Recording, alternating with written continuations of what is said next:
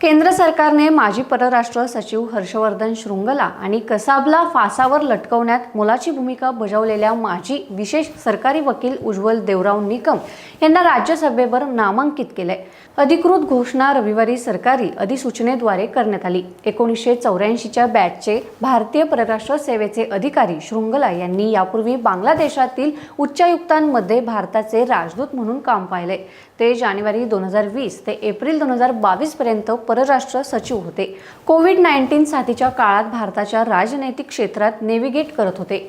उज्ज्वल निकम हे 26/11 मुंबई दहशतवादी हल्ल्याच्या अजमल कसाब खटल्यासह आणि 1993च्या मुंबई बॉम्बस्फोट खटल्यासह अनेक उच्च प्रोफाईल प्रकरणांमध्ये विशेष सरकारी वकील म्हणून त्यांच्या भूमिकेसाठी ते प्रसिद्ध आहेत।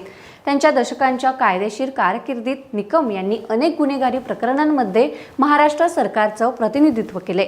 संविधानाच्या कलम 80 अंतर्गत भारताच्या राष्ट्रपतींनी नामांकने केली आहेत, जी साहित्य, विज्ञान, कला आणि समाजसेवा यांसारख्या क्षेत्रात विशेष ज्ञान किंवा व्यावहारिक अनुभव असलेल्या व्यक्तींची नियुक्ती करण्यास परवानगी देते।